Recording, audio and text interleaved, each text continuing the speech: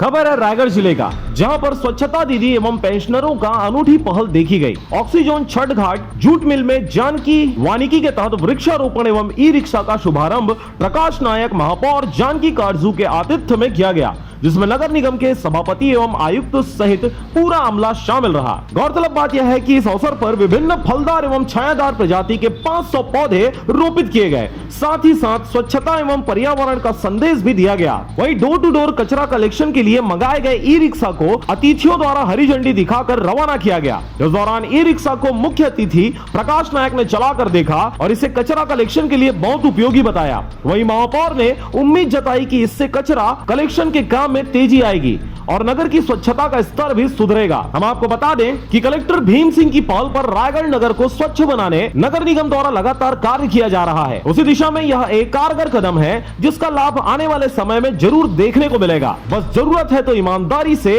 क्रियान्वित करने की। यहाँ के जो पेंशनधारी और स्वच्छता दीदियों के नाम से पेड़ लगाया गया है। स्वच्छता दीदी को उनके कार्य को देखते हुए हम लोगों ने उनके ड्रेस दिया गया है। सुंदर वातावरण में विधायक महोदय की उपस्थिति में और कलेक्टर सर के मार्गदर्शन में महापौर मैडम को एक वृक्षारोपण हम निगम कर्मचारियों ने अर्पित किया, जिसका नाम जानकी की वानिकी है।